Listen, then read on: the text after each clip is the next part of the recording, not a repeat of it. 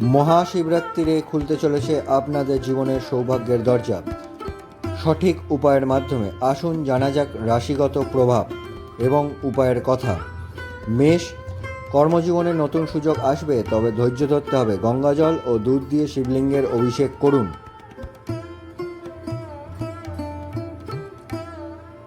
বৃষ, অর্থপ্রাপ্তির যোগ আছে, তবে পারিবারিক টানাপোড়েন হতে পারে। গঙ্গাজল ও দুধ দিয়ে শিবলিঙ্গের অভিষেক করুন।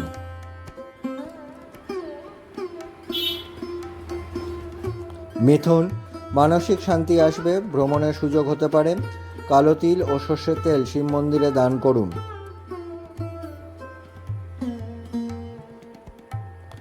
কর্কট, কর্মক্ষেত্রে সাফল্য আসবে, তবে ব্যক্তিগত জীবনে চাপ থাকতে পারে। ওং নমঃ শিবায় মন্ত্র 108 বার জপ করুন।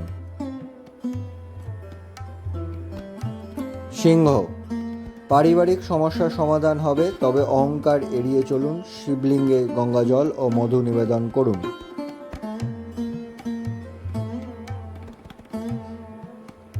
কন্যা, শত্রু সক্রিয় হবে, তবে শিবের কৃপায় জয়লাভ করবেন। শিব মন্দিরে কালো তিল ও ধুতরা ফল অর্পণ করুন।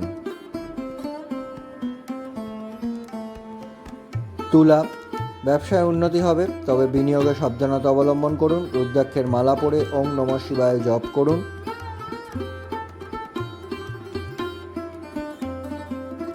বৃশ্চিক, জীবনে স্থিতিশীলতা আসবে, নতুন সম্পর্ক গড়বে। গরিবদের খাবার দান করুন।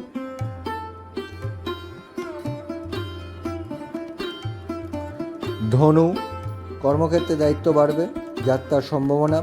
শিবকে দুধ, মধু ও ঘি নিবেদন করুন।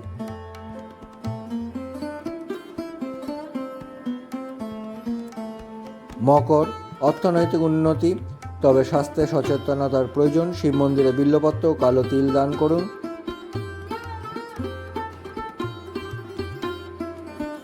কুম্ভ, নতুন চ্যালেঞ্জ আসবে, তবে ধৈর্য ধরলে সাফল্য নিশ্চিত। শিবের কাছে ধূপ দীপ নিবেদন করুন। মীন, আধ্যাত্মিক উন্নতি হবে, গুরুজনের আশীর্বাদ লাভ। রুদ্রাক্ষের মালা ধারণ করুন ও শিব পূজা করুন।